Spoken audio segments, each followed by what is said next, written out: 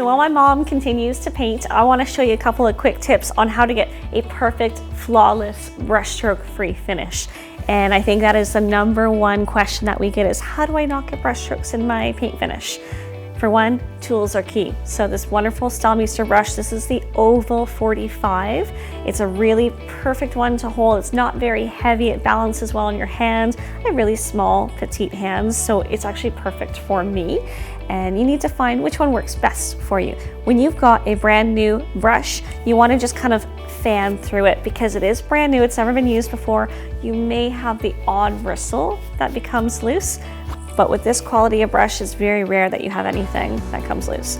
So what makes these brushes so unique and beautiful is the way that the synthetic fibers taper out so that as you're brushing along, you just get a really nice natural flow onto the brush. Let's show you how to dip the brush into the paint. We're not going to put too much paint on the brush. I go about halfway through, I kind of soak the brush with paint and then I remove the excess into the jar, because too much paint is actually what's going to cause brush strokes for you. So you'll see I don't have a ton of paint coming off of my brush. This is too much paint.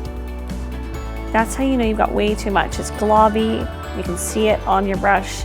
We want to remove it so that you've got just enough sitting in there. And then you want to get started typically end to end.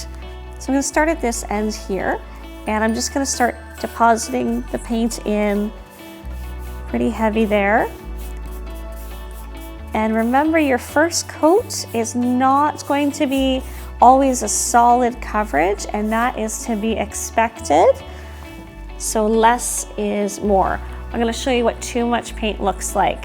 Sometimes people think, oh, well, if I put on more paint, it's going to be better coverage. It's going to cover more.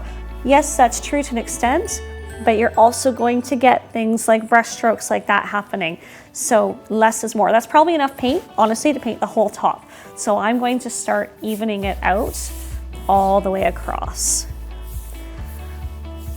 Nice long brush strokes, not a lot of pressure you want.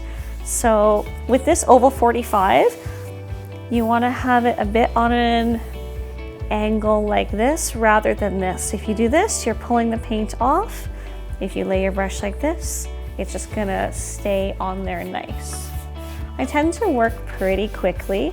I love this oval for getting into the corners here. It's got a nice stiffness to it, but it still allows the paint to lay down quite nicely.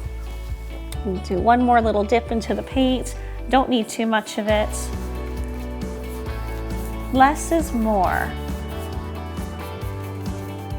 And again, I tend to work fairly quickly. That's just kind of how I've always worked with paint. But you want to go and take a look and make sure that you don't have any excess pooling in the corners. You want to go end to end. And I don't really want to go back over this area because it's already been drying for a minute or so. So once it starts to dry and you keep going back over it, you're actually going to create texture and create brush marks, and you don't want to do that. So we're just going to let that sit. Just going to finish up this edge over here. One more little dip into the paint. And we want to let it dry, typically a couple of hours between coats. You can get away with it as long as you have a really nice sound surface. That means cleaned, no wax on it, and it's a fairly matte surface. Then you could probably get away with between about 2 hours between coats, and you don't have to wait 12 hours, but 12 hours is optimum if you've got a piece that you're painting and it's exceptionally shiny. It doesn't have a lot to adhere to on a super shiny surface, so the longer you allow the coats to dry in between, the better the adhesion is going to be on that kind of very difficult surface to paint.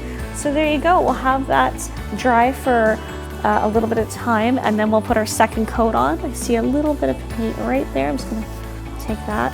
You always want to take a look, and just make sure you don't have any runs or anything happening. And that is how you can achieve a flawless brushstroke-free finish. We'll get back and do a second coat shortly.